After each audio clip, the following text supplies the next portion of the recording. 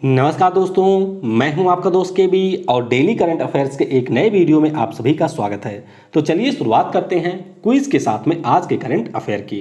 भारत के पर्यटन और संस्कृति मंत्री वर्तमान में कौन है? यानी कि बात हो रही है टूरिज्म और कल्चर मिनिस्टर की। हिमाचल प्रदेश किस नंबर के राज्य के रूप में भारतीय संघ में शामिल हुआ था? सेफ प्लस लोन स्कीम किसके द्वारा लॉन्च की गई? भारतीय संविधान के अंतर्गत जम्मू और कश्मीर के न्यायाधीश के रूप में शपथ लेने वाले पहले जज कौन बने?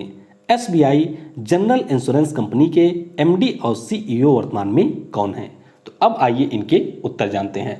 वर्तमान में हमारे पर्यटन और संस्कृति मंत्री हैं, इनका नाम है प्रहलाद सिंह पटेल जी। कौन है? प्रहलाद सिंह पटेल। और एक इसी से मिलता जुलता नाम है प्रहलाद जोशी का।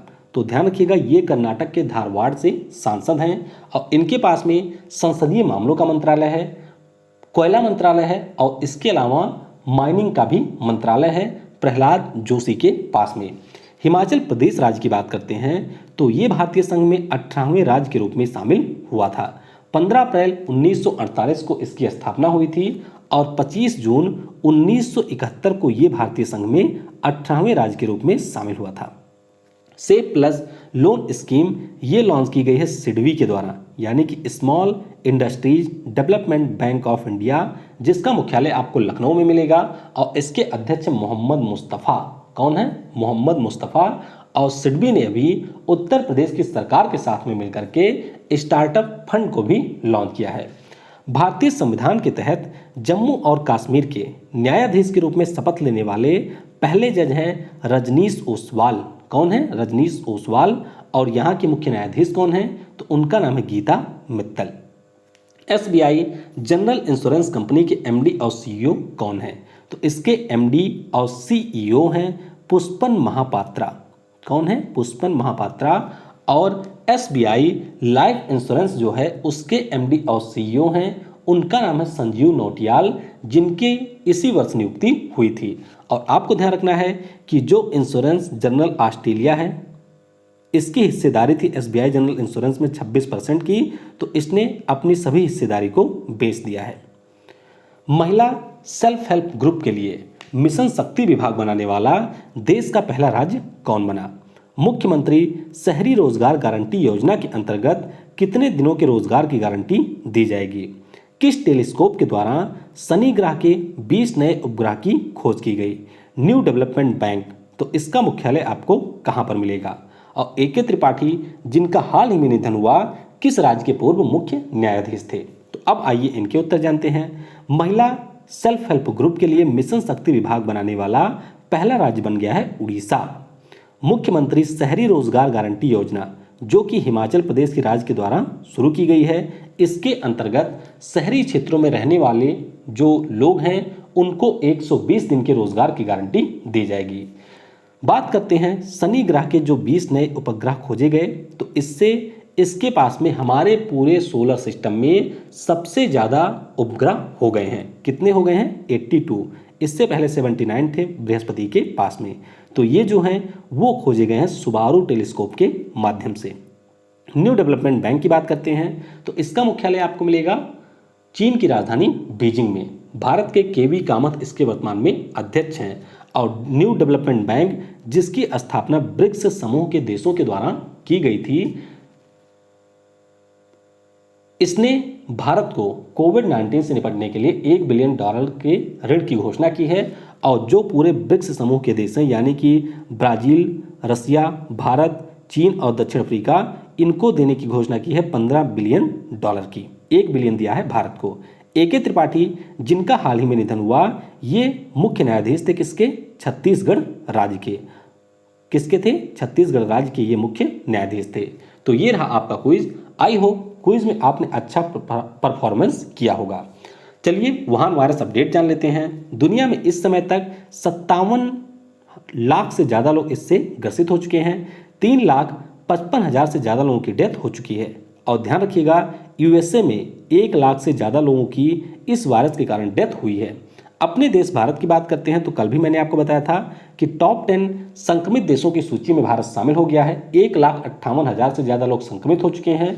और कल के दिन में भारत में सबसे ज़्यादा नए मामले देखने को मिले हैं। 7293 नए मामले दर्ज किए गए अपने देश भारत में। और इस प्रकार से हमारे यहाँ पर 1,58,000 व्यक्ति संक्रमित हो चुके हैं और 4500 से ज़्यादा लोगों की डेथ भी इसके कारण हुई है। अगर आपने ऐप को डाउनलोड नहीं किया है तो ऐप को डाउनलोड कर सकते हैं। यहाँ पर आप करंट अफेयर को पढ़ सकते हैं, क्विज भी दे सकते हैं। इसके अलावा पीडीएफ भी यहाँ से आप डाउनलोड कर सकते हैं और आने वाले समय में जो आपके अन्य विषय हैं उनकी भी पीडीएफ और क्विज आपको यहाँ पर मिल जाया करेगी, जिससे आप अपनी तैयारी को और बेहतर कर सकते हैं। और रही बात करंट अफेयर के क्लास को बंद करने की, तो एक बार मैं आपको फिर बताता हूं कि ये डिसीजन कोई मैंने अचानक से नहीं लिया है। काफ़ी सोच विचार करने के बाद में काफ़ी समय से मैं इसके बारे में सोच रहा था और फिर जाकर के मैंने ये निर्णय लिया है। तो इसीलिए मैं आपसे एक बार फिर कहूँगा कि करंट अफेयर की क्लास जो है डेली वाली वो बिल्कुल कंटिन्यू अब नहीं हो सकती है। तो उसके लिए मैं आप लोगों से क्षमा प्रार्थी हूँ। मैं किसी भी कीमत पर अब करंट अफेयर की क्लास नहीं कर सकता हूँ।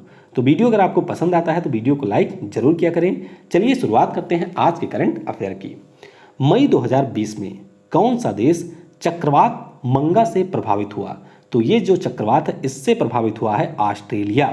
तो इस प्रश्न का ऑप्शन सी करेक्ट होगा। तो जो हमारा पश्चिम ऑस्ट्रेलिया है यहाँ पर आप देख सकते हैं ये सबसे ज़्यादा प्रभावित हुआ। जो मंगा नाम का चक्रवात है ये डेवलप हुआ इंडोनेशिया के पास में और इंडोनेशिया के द्वारा ही इसका नामकरण भी किया गया है। उसके बाद में धीरे धीरे यह दक्षिण की ओर बढ़ा और पश्चिमी ऑस्ट्रेलिया को इसने प्रभावित किया। ऑस्ट्रेलिया में जो चक्रवातों का नामकरण किया जाता है उसमें मुख्य रूप से 3 देश शामिल हैं। कौन कौन से? इनमें एक है इंडोनेशिया, एक है ऑस्ट्रेलिया और एक है पापुआ न्यू गिनी। यानी कि जब कोई चक्रवात आता है तो वह कहाँ पर उत्पन्न हुआ इसके आधार पर इन देशों के द्वारा नामकरण किया जाता है। तो यह एक एक्स्ट्रा ट्रॉपिकल साइक्लोन था। अब ये क्या होता है? तो जब कोई साइक्लोन हमारे ट्रॉपिकल रीजन को छोड़ करके किसी अन्य स्थान में पहुंच जाता है तो उसे हम लोग कहते हैं एक्स्ट्रा ट्रॉपिकल साइक्लोन। हालांकि इसकी उत्पत्ति तो ट्रॉपिकल साइक्लोन के रूप में ही हुई थी, लेकिन बाद में ये जब धीरे धीरे शिफ्ट होने लगा तो ये बन गया एक्स्ट्रा ट्रॉपिकल साइक्लोन। तो ये आपको ध्यान रखना है। इसके अलावा वनुआतू नाम का जो जगह है प्रशांत महासागर में, यहीं पर आपको फिजी मिलेगा। तो यहाँ पे भी अभी एक चक्रवात आया था जिसका नाम था हेराल्ड। और आपको हिंद महासागर में अफ्रीका महाद्वीप के पास में एक देश मिलेगा जिसका नाम है मेडागास्कर। तो मेडागास्कर में चक्रवात आया था डाइन, जिसके लिए भारतीय नौसेना के द्वारा ऑपरेशन वेनिला को संचालित किया गया था। अगला प्रश्न है, केंद्र सरकार ने अम्फान चक्रवात के लिए पश्चिम बंगाल को कितने रुपए के पुनर्वास पैकेज की घोषणा की? तो यहां पर घोषणा की गई है 1000 करोड़ रुपए की। तो इस प्रश्न का ऑप्शन डी करेक्ट होगा। तो जो अभी अम्फन नाम का चक्रवात आया था जो कि सुपर साइक्लोन में चेंज हो गया था, तो इससे हमारे देश के 2 राज्य प्रभावित हुए। एक तो है पश्चिम बंगाल, दूसरा है उड़ीसा। तो सबसे ज़्यादा पश्चिम बंगाल प्रभावित हुआ, इसको 1000 करोड़ रुपए और उड़ीसा को 500 करोड़ रुपए देने की घोषणा की गई है। जो व्यक्ति इस चक्रवात के कारण मर गए या हो गए उनके परिजनों को 2 लाख रुपए और घायलों को 50,000 रुपए देने की घोषणा की गई है। और ध्यान रखिएगा इस चक्रवात का नामकरण थाईलैंड के द्वारा किया गया है। और अभी हमारे यहाँ पर जो मौसम विभाग है उसने इन रीजन में यानी कि हिंद महासागर हो गया, अरब सागर हो गया और बंगाल की खाड़ी हो गई, इसमें उत्पन्न होने वाले चक्रवातों की नई सूची रिलीज कर दी है जिसमें 13 देश शामिल हैं और इनके द्वारा 13 नए चक्रवातों के नाम भी दिए जाएंगे। किस वैश्विक कंपनी ने कैचअप नाम से एक कॉलिंग ऐप को लॉन्च किया? तो ये जो ऐप है इसे लॉन्च किया है फेसबुक ने। तो इस प्रश्न का ऑप्शन ए करेक्ट होगा। तो यहाँ पर आप देख सकते हैं फेसबुक का जो ऐप है इसके माध्यम से एक बार में 8 लोग आपस में कॉल कर सकते हैं। हालांकि यहाँ पर वॉइस कॉलिंग की सुविधा मिलेगी। फेसबुक की बात करते हैं तो यह एक अमेरिका की कंपनी है जिसकी स्थापना फरवरी 2004 में हुई थी। मुख्यालय इसका है यूएसए के मेनलो पार्क में। सह संस्थापक इसके कौन हैं? तो ये हैं मार्क जकरबर्ग जो कि वर्तमान में इसके सीईओ भी हैं। फेसबुक के द्वारा अभी जियो कंपनी में 9.99% की हिस्सेदारी खरीदी गई है। बी थिंक डिजिटल नाम का कैंपेन भी इनके द्वारा शुरू किया गया है अपने देश भारत में। बाल पुस्तक द इका बॉग इसके लेखक या लेखिका कौन है? तो इसे लिखा है ब्रिटेन की मशहूर लेखक जेके रॉलिंग ने। तो इस प्रश्न का ऑप्शन बी करेक्ट होगा। जेके रॉलिंग का नाम काफ़ी ज़्यादा महत्वपूर्ण है क्योंकि इनके द्वारा जो हैरी पॉटर सीरीज की 7 पुस्तकें लिखी गई, उनकी 500 मिलियन से ज़्यादा कॉपी आज तक सोल्ड हुई हैं, जो कि पूरी दुनिया में सबसे ज़्यादा बिकने वाली पुस्तक है। और हैरी पॉटर सीरीज भी हो सकता है आप लोगों ने देखी हो। तो बात करते हैं इनके इकाबॉग नाम की पुस्तक की। तो ये मुख्य रूप से बालकों के लिए है, यानी कि बाल पुस्तक है और इसके पहले 2 अध्याय भी जारी किए गए हैं। पूरी पुस्तक नवंबर 2020 में लॉन्च की जाएगी। तो लेखिका है इसकी जेके रॉलिंग। किस राज्य की सरकार ने विज्ञान और प्रौद्योगिकी विभाग के साथ मिलकर वन धन योजना कोविड-19 के बाद सबक पर एक वेबिनार का आयोजन किया है? यानी कि एक ऐसा सेमिनार जो कि ऑनलाइन आयोजित होता है, उसे हम लोग कहते हैं वेबिनार। तो इसे आयोजित किया है राजस्थान की सरकार ने। तो इस प्रश्न का ऑप्शन सी करेक्ट होगा। तो यहाँ पर राजस्थान की सरकार ने भारत सरकार के अधीन विज्ञान और प्रौद्योगिकी विभाग, टाइफेड और जनजातीय मामलों के साथ में मिलकर के इसका आयोजन किया है। टाइफेड की अगर हम लोग बात करते हैं तो इनके द्वारा वन धन सामाजिक दूरी जागरूकता अभियान के लिए यूनिसेफ के साथ में भी साझेदारी की गई है। तो इसके अंतर्गत कोविड-19 के संबंधित जो भी सुरक्षा उपाय हैं उनके बारे में लोगों को जागरूक करने के लिए आयोजित की गई। वन धन योजना की बात करते हैं तो इससे 2018 में छत्तीसगढ़ में लॉन्च किया गया था। ट्राइफेड के बारे में ये आपको ध्यान रखना है कि टेक फॉर ट्राइबल नाम का एक कैंपेन इनके द्वारा शुरू किया गया है। और हमारे जनजातीय मामलों के मंत्री कौन हैं? तो ये हैं अर्जुन मुंडा जी। राजस्थान की बात करते हैं तो आयु और सेहत साथी नाम का ऐप भी अभी राजस्थान की सरकार के द्वारा लॉन्च किया गया है कोविड-19 के कारण। किस राज्य की सरकार ने लाख की खेती को कृषि का दर्जा दिया? तो ये दर्जा दिया है छत्तीसगढ़ की सरकार ने। तो इस प्रश्न का ऑप्शन ए करेक्ट होगा। तो सबसे पहले आइए लाख के बारे में जान लेते हैं। लाख की अगर हम लोग बात करते हैं तो इसका उत्पादन लैसिफर या कोरिया लार्का नाम के कीट से जो स्रावित होता है उससे बनता है। और ये जो कीट होते हैं कहाँ पर रहते हैं? तो ये कुसुम हो गया, पलाश हो गया या बेर के पेड़ों पर रहते हैं और वहाँ से इनके द्वारा स्रावित राल से इसका निर्माण किया जाता है। अब ये जब सूख जाता है राल तो इसे संसाधित करके लाख का निर्माण किया जाता है और फिर इस लाख का उपयोग आभूषण और चमड़े के उद्योग में किया जाता है। तो अब छत्तीसगढ़ की सरकार ने इसे कृषि का दर्जा क्यों दिया? क्योंकि जब किसी को कृषि का दर्जा दे दिया जाता है तो हमारे सहकारी समितियों के माध्यम से उनको आसानी से ऋण मिल जाता है। तो इसीलिए छत्तीसगढ़ की सरकार ने लाख की खेती को कृषि का दर्जा दिया है। तो यहाँ पर आप देख सकते हैं लाख का जो कीट होता है जिसका नाम है लैसिफर या फिर कोरिया लार्का। मई 2020 में इनमें से किस स्थान पर भारतीय व चीन के सैनिकों के बीच एक बार फिर डोकलाम जैसी स्थिति बनी? यानी कि भारत और चीन के सैनिक जो हैं वो आमने सामने आ गए हैं और इनमें से दोनों देशों के सैनिक ने पीछे हटने से इनकार कर दिया है। तो एक बार युद्ध जैसी स्थिति फिर बन गई है और ये स्थान है अक्सई चीन का गलवान घाटी। तो इस प्रश्न का ऑप्शन भी करेक्ट होगा। तो यहाँ पर आप देख सकते हैं ये हमारा पूरा जम्मू कश्मीर राज्य है और अक्सई चीन का इलाका जिस पे चीन का कब्जा है, यहाँ पर पीपुल्स रिपब्लिक ऑफ चाइना के जो भी सैनिक हैं वह सारे आ गए हैं। लगभग 1000 सैनिक यहाँ पर आ गए हैं। तो जैसे डोकलाम में दोनों देशों के सैनिक आमने सामने आ गए थे, उसी प्रकार से यहाँ पर भी चीन और भारत के सैनिक आमने सामने आ गए हैं। तो नाम ध्यान रखिएगा, ये है गेलवन घाटी।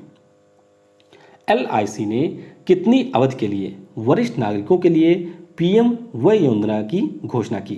तो PM वय वंदना जो योजना है इसकी घोषणा की गई है 10 वर्षों के लिए। तो यहाँ पर ऑप्शन डी करेक्ट होगा।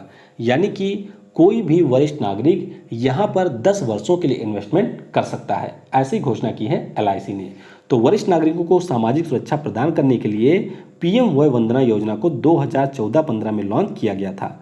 31 मार्च 2020 को ये समाप्त हो गया, लेकिन अब केंद्र सरकार के द्वारा इसे 3 वर्षों के लिए यानी कि मार्च 2023 तक के लिए विस्तारित किया गया है। और यहाँ पर जो वित्तीय वर्ष 2020-21 है उसमें जो भी निवेश करेंगे उनको 7.4% का ब्याज भी दिया जाएगा। LIC की बात करते हैं तो इसकी स्थापना 1 सितंबर 1956 को हुई थी। मुख्यालय है मुंबई में और इसके अध्यक्ष हैं MR कुमार।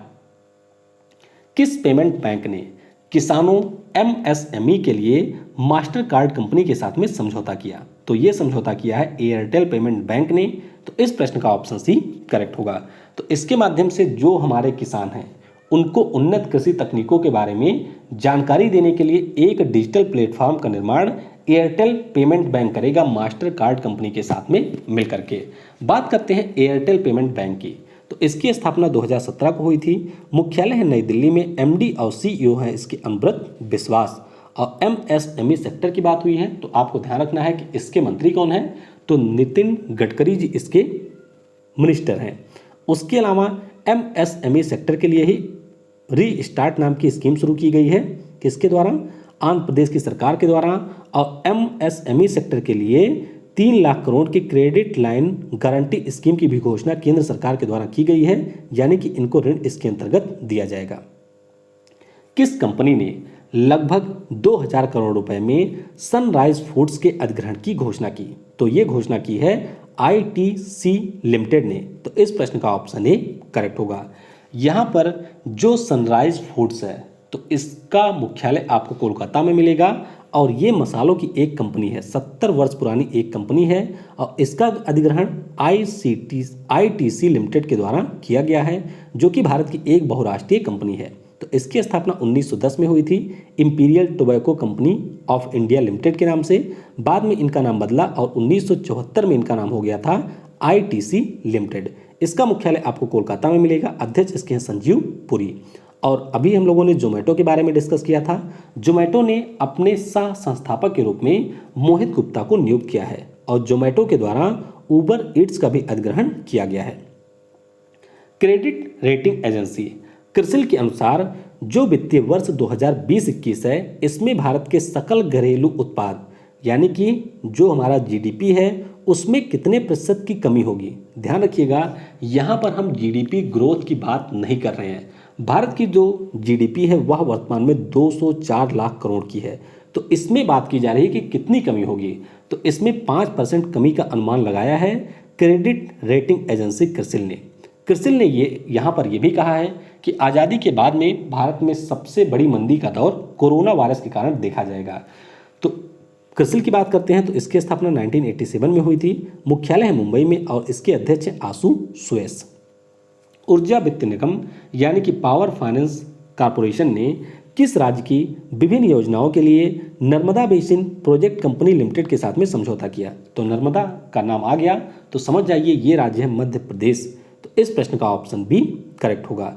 तो यहाँ पर मध्य प्रदेश सरकार की जो भी बिजली से संबंधित परियोजनाएं हैं उनके लिए ऊर्जा वित्त निगम जो कि भारत सरकार के अधीन एक पब्लिक सेक्टर कंपनी है, इसने नर्मदा बेसिन प्रोजेक्ट कंपनी के साथ में समझौता किया है। अब इस समझौते के अंतर्गत होगा क्या? तो मध्य प्रदेश में 225 मेगावाट क्षमता की हाइड्रो पावर परियोजना और 12 प्रमुख जो बहुउद्देशीय परियोजनाएं हैं इनके लिए Narmada basin project company limited के द्वारा 2200 करोड़ रुपए की धनराशि उपलब्ध कराई जाएगी। और ध्यान रखिएगा आज शाम की जो वीडियो होगी उसमें हम लोग मध्य प्रदेश का करंट अफेयर डिस्कस करेंगे जनवरी से लेकर के अप्रैल के बीच का। कोविड-19 के मरीजों के इलाज के लिए विश्व स्वास्थ्य संगठन ने किस दवा के परीक्षण को अस्थायी रूप से निलंबित किया? तो जैसा कि मैं आपको पहले भी कई बार बता चुका हूं कि कोविड-19 की कोई दवा नहीं है और विभिन्न देशों की सरकारों के द्वारा विभिन्न स्वास्थ्य एजेंसियों के द्वारा अलग अलग बीमारियों की दवाओं का परीक्षण किया जा रहा है मरीजों के ऊपर। तो यहाँ पर जो हाइड्रोक्सीक्लोरोक्विन है तो इसके बारे में जब डोनाल्ड ट्रंप ने घोषणा कर दी थी तो पूरी दुनिया में बहुत ही तेजी के साथ में इसकी मांग बढ़ गई कि लाइए हाइड्रोक्सीक्लोरोक्विन दीजिए, इससे हम लोग करेंगे इलाज।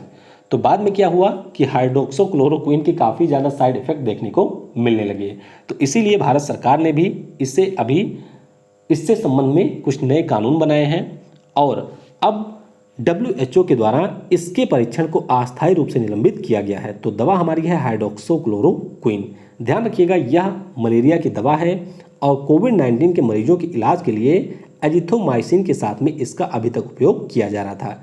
फेविपिराविर की बात करते हैं तो ये जापान की दवा है और इसके परीक्षण की भी मंजूरी हमारे यहाँ पर drug controller general of India के द्वारा दी गई थी। रोटानाविर की बात करते हैं तो एड्स की दवा है, इसका भी प्रयोग किया जा रहा है। रेमडेसिविर की बात करते हैं तो ये इबोला की दवा है जिसका उपयोग भी कोविड-19 के मरीजों के ऊपर किया जा रहा है। बच गए तो ठीक, नहीं तो फिर कोविड-19 से मर गए ऐसा बता दिया जाता है।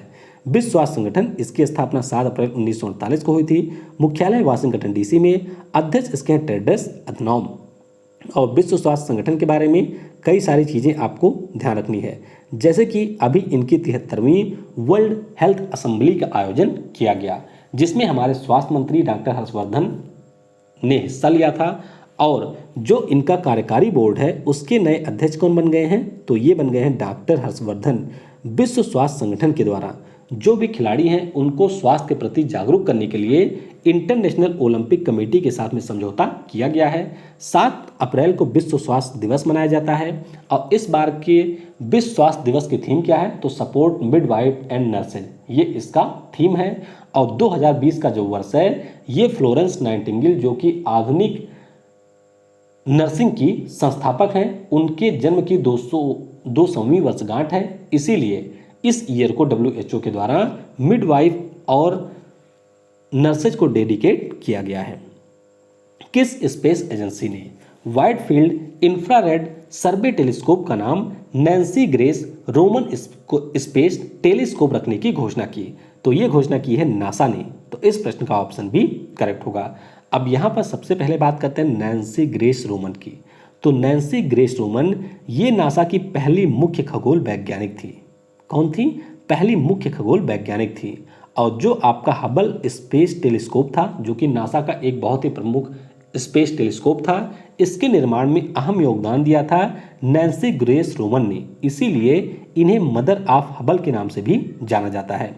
अब नासा का ये जो टेलीस्कोप है वाइड फील्ड इंफ्रारेड सर्वे टेलीस्कोप 2025 में इसे लॉन्च किया जाना है, यानी कि अभी ये कंस्ट्रक्ट हो रहा है। और इसका नामकरण अब नासा के द्वारा Nancy grace Roman space telescope रख दिया गया है। नासा के द्वारा कई सारे कार्य किए जा रहे हैं, जैसे कि इनका मिशन है सनराइज, जिसमें ये सूर्य की ज्वाला का अध्ययन करेंगे। उसके अलावा इनका एक साइरस नाम का मिशन है, जिसके अंतर्गत ये सैटेलाइट लॉन्च करेंगे, जिससे पृथ्वी पर ज्वालामुखी और भूकंप के बारे में सूचना दी जा सके। अपोलो 13 नाम का जो मिशन है, इसकी इन्होंने 50वीं वर्षगांठ मनाई है। वाइपर नाम से इन्होंने, क्या होता है वो, वेंटिलेटर का निर्माण किया है। और इस प्रकार से कई सारे कारणों से न्यूज में रहा है नासा। नासा का पूरा नाम है नेशनल एरोनॉटिक्स स्पेस एडमिनिस्ट्रेशन। और इसके अध्यक्ष कौन है? जिम ब्रिडेनस्टीन। और टेलीस्कोप की बात हुई है तो ध्यान रखिएगा, नासा का एक टेलीस्कोप था जिसका नाम था स्प्रिट्जर स्पेस टेलीस्कोप। इसको अब नासा ने रिटायर कर दिया है 16 वर्षों की सेवा के बाद में। शास्त्रीय संगीतकार श्यामला जी भावे का निधन हुआ। उनके द्वारा भारत के किस नाम के पहले संस्कृत धारावाहिक का संगीत तैयार किया गया था? तो ये जो हमारा संगीत धारावाहिक संस्कृत धारावाहिक था, ये था कादम्बरी, जिसके संगीत को लिखा था शास्त्रीय संगीतकार श्यामला जी भावे ने, जिनका अब निधन हो गया है। इन्हें उभय गण विदुषी और कर्नाटक राज्योत्सव पुरस्कार से सम्मानित किया जा चुका है, यानी कि ये कर्नाटक की एक शास्त्रीय संगीतकार थी। किस शहर में 3 दिवसीय सैन्य कमांडरों के सम्मेलन यानी कि आर्मी कमांडर्स कॉन्फ्रेंस की शुरुआत हुई? तो इसकी शुरुआत हुई है कहां पर? दिल्ली में। तो इस प्रश्न का ऑप्शन सी करेक्ट होगा। तो पहला जो इसका चरण है उसका आयोजन 27 से 29 मई तक किया जा रहा है। वर्ष में 2 बार इसका आयोजन किया जाता है। और दूसरा चरण इसका जून माह में किया जाएगा। बस आपको सिर्फ इतना ही याद रखना है। हाल ही में म्यांमार ने किस वित्तीय संगठन से कोविड-19 से निपटने के लिए 700 मिलियन के ऋण की मांग की है? तो ये इन्होंने मांग की है अंतर्राष्ट्रीय मुद्रा कोष से। तो इस प्रश्न का ऑप्शन ए करेक्ट होगा। अब जो भी हमारे गरीब टाइप के देश होते हैं उनके द्वारा रैपिड क्रेडिट फैसिलिटी और रैपिड फाइनेंसिंग इंस्ट्रूमेंट के अंतर्गत मांग की जाती है, जो हमारे विश्व बैंक या अंतर्राष्ट्रीय मुद्रा कोष जैसे बैंक होते हैं, जिससे इनको जल्दी से मंजूरी मिल जाती है। तो 700 मिलियन डॉलर की इन्होंने मांग की है। अंतर्राष्ट्रीय मुद्रा कोष की बात करते हैं, 27 दिसंबर 1945 को स्थापना हुई थी। मुख्यालय इसका है वाशिंगटन डीसी में। एमडी इसके है क्रिस्टलिना जॉर्जीवा और इसकी चीफ इकोनॉमिस्ट है गीता गोपीनाथ। और मुख्य अर्थशास्त्री की बात हुई है तो ध्यान रखिएगा, कार्मेन रिनहार्ड अभी विश्व बैंक की नई वाइस प्रेसिडेंट और मुख्य अर्थशास्त्री के रूप में नियुक्त की गई हैं। यूफा यूरो 2020 का खिताब किसने जीता? तो इसका खिताब जीता है इटली ने। तो इस प्रश्न का ऑप्शन बी करेक्ट होगा। और इन्होंने फाइनल मुकाबले में हराया है सर्बिया को 3-1 से। अब यहाँ पर आप देख सकते हैं यूरो यानी कि जो यूफा के द्वारा टूर्नामेंट आयोजित कराया जाता था उसके बजाय इन्होंने एक वर्चुअल आभासी टूर्नामेंट का आयोजन करवाया।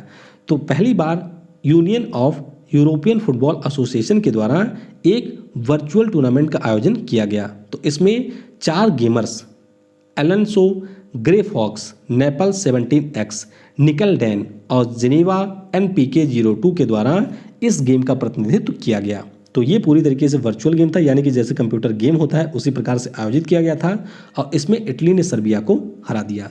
तो ये रहा आज का करंट अफेयर। चलिए अब कल के प्रश्नों के उत्तर जान लेते हैं। महिला क्रिकेट को बढ़ावा देने के लिए ICC का जो अभियान है इसका नाम है 100% क्रिकेट। और इस वर्ष का जो महिला T20 विश्व कप हुआ है उसे किसने जीता है? तो वो विश्व कप जीता है ऑस्ट्रेलिया ने। और अगले वर्ष 2021 में महिलाओं का विश्व कप आयोजित होगा 50 ओवर वाला, वो न्यूजीलैंड में आयोजित किया जाएगा। और ये अभियान इस T20 विश्व कप से अगले विश्व कप तक चलेगा। समावेशी इंटरनेट सूचकांक में भारत का स्थान था 46वां। इससे पहले वाले संस्करण में इसका स्थान था 47वां। इकोनॉमिस्ट इंटेलिजेंस यूनिट के द्वारा इसे लॉन्च किया गया और स्वीडन इसमें रहा है पहले स्थान पर। सह्याद्री मेघा, इसकी बात करते हैं तो यह एक पैडी यानी कि धान की प्रजाति है और इसका निर्माण किया है university of agriculture and horticulture sciences ने, जो कि है आपका कर्नाटक में। और कई सारी अन्य प्रजातियां मैं आपको पहले भी बता चुका हूं, जैसे मुक्तोसरी जो कि एक चावल या धान की ही प्रजाति है जिसे पश्चिम बंगाल ने बनाया है। उसके अलावा MACS, ये आपको जरूर ध्यान रखना है, MACS 4028 ये गेहूं की प्रजाति है जिसे अगरकर रिसर्च इंस्टीट्यूट पुणे ने बनाया है। और अभी अगरकर रिसर्च इंस्टीट्यूट पुणे के द्वारा ही RS14 और RH18 करके RST14 और RST18 नाम से बोने गेहूं की प्रजातियों का भी निर्माण किया गया है, यानी कि उनकी मैपिंग की गई है। The room where it happen, इस पुस्तक के लेखक कौन है? तो इस पुस्तक को लिखा है जॉन बोल्टन ने, जो कि राष्ट्रीय सुरक्षा सलाहकार रहे हैं अमेरिका के। राम वन पथगमन नाम की जो योजना है ये है मध्य प्रदेश राज्य की सरकार की। चलिए आज के वीडियो से प्रश्न आपके लिए देख लेते हैं। जियो प्लेटफॉर्म के बोर्ड में अभी जो इसके चेयरमैन हैं मुकेश अंबानी जी, उनके द्वारा किसको नियुक्त किया गया? अंतर्राष्ट्रीय जैव विविधता दिवस, बात हो रही है international day of biological diversity की, तो ये कब मनाया जाता है और इसका दिवस क्या है? NTPC यानी कि नेशनल थर्मल पावर कॉर्पोरेशन के अध्यक्ष कौन है? ओपन स्काईज TT, जिससे अभी अमेरिका ने बाहर होने की घोषणा की, ये किस वर्ष लागू हुआ था? और सभी सरकारी सेवाओं को एक प्लेटफॉर्म पर लाने के लिए भारत सरकार के द्वारा जो ऐप लॉन्च किया गया था उसका नाम क्या था? तो आज शाम की जो वीडियो होगी उसमें हम लोग MP के करंट अफेयर को डिस्कस करेंगे। Thanks for watching. जय हिंद, जय भारत। और सबसे जरूरी, पढ़ेगा भारत तो बढ़ेगा भारत।